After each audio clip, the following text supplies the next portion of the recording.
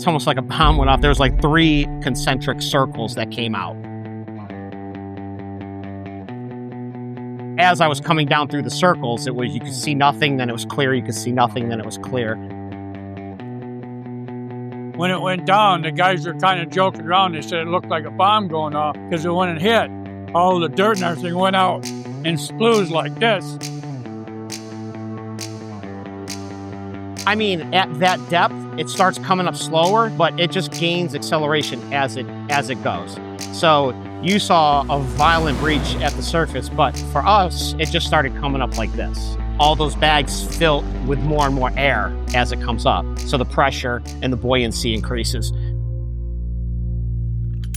What we're doing is we're retrieving about 150 bottles of sparkling wine that we sunk last June 1st at one of the shipwreck sites, the John J. Boland Jr., in about 130 feet of water. It allowed the sparkling wine to ferment. The gentle action of the currents underwater will mix the lees with the wine that's fermenting and hopefully give us a nicer quality product. But the key here really is just to tie in what we're doing here at Mazza Vineyards with some of the history of the Lake Erie region and some of the shipwrecks, and just tying the two together a little bit. It gives a little bit of nod to Dr. David Frew, who wrote the book Midnight Herring.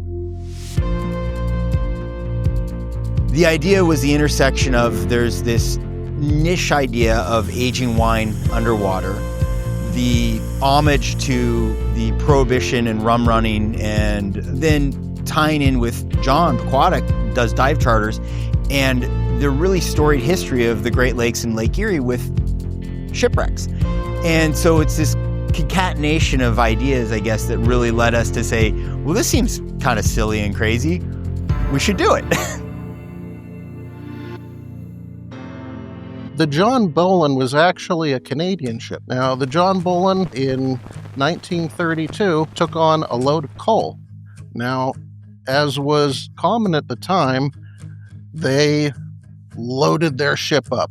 It's a 252-foot ship, displaces 1,900 tons, and they loaded that ship up. They loaded it, the hatches full, they loaded above the hatches, they had coal on the deck. Towards the end of the year, and they got caught in a storm out here, the hatches caved in, and of course she started taking on water. One racing in and left.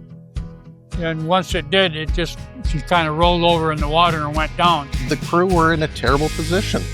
They were out, they were exposed, and they weren't able to put the hatches on. Of 19 souls on board, the only people who made it into a lifeboat were the 3 highest-ranking officers. 11 crew members were swept overboard and somehow managed to survive in the water until they washed up on shore. Over a day later, 3 or 4 crew members were trapped on board the ship when she turned over and sank, and they were lost. Unfortunately, that was not entirely uncommon, but to have a ship that was so new have that happen to him, the Canadian commissioner, he wanted to try to use us to crack down on the practice of overloading ships. The wreck is just about 7.5 miles out. It's in 135 foot of water. We call it our go-to wreck. If we're coming out and say we're supposed to go across the lake or up east or down west, if the weather didn't allow it, we could almost do this almost in any kind of weather. I've always liked it. Well, in Port Dover, Port Dover is a fishing port, quite like Erie used to be. During the heyday of commercial fishing, 1920s, 1930s, the most popular game fish in Lake Erie was the herring. It's a fish that's all but disappeared, related to whitefish. We were overfishing like crazy, and the fishermen were wondering what they were going to do with all their equipment. And then suddenly there was these crazy 2 laws. In the United States, you were allowed to drink alcohol, but you couldn't buy it, move it, or sell it. You could make your own. 1 bathtub you were allowed to make, and you could drink it, no problem. In Ontario, you were allowed to manufacture alcohol, move it, and sell it, but you were not allowed to drink it unless you had a doctor's prescription. So they had the potential of all this alcohol with this market over here saying, we know what you can do with that. Everybody I've talked to, I get a little bit of the same reaction, which is, wow, that's really cool, and you're a little bit crazy, which both are probably true. We got to the point of, okay, this is a cool idea. Now, how do we do this? And we're doing it at 130 feet of water, so it's not a shallow dive. And you're dealing with, weight of the bottles in the cage. So we really started digging into how would we do this? How would we sink it? What are the pieces of equipment that he has available on the boat that the divers have? And how to stitch it all together. So we ended up using the same types of cages that we store the bottles in, but we only did so many that we knew it was well within the weight capacity of the crane and the float bags to bring that down or up. The first time we went out, well, we had a grand plan. We had, I think, 4 divers that time, and everything was set up for safety, of course, first. And Richard was on the basket, and he said all he saw was a cloud of dust go up around them. You never know what you're going to get when you go down on these wrecks, because you could have 100-foot visibility or you could have 5-foot visibility. We had 5 divers, all very experienced. No divers were harmed in the harmed in that. So it did land, and we immediately went down to secure it, locate it, make sure we knew where it was with respect to the wreck, markered it in case it got covered or something. We have floats that we put on it, and we finished the dive. That was about it. We had a huge safety plan in place. We actually purchased what they call a pillow bag. It doesn't have an opening on it. It just exhausts as it comes up. So the basket was actually pretty stuck on the bottom, and then it started slowly to come up, so we backed away and got away from it. So for being 130 feet down for a year, the bottles aren't very dirty. No, I'm actually surprised. I have a feeling during the lifting process, though, they probably got cleaned up a little bit.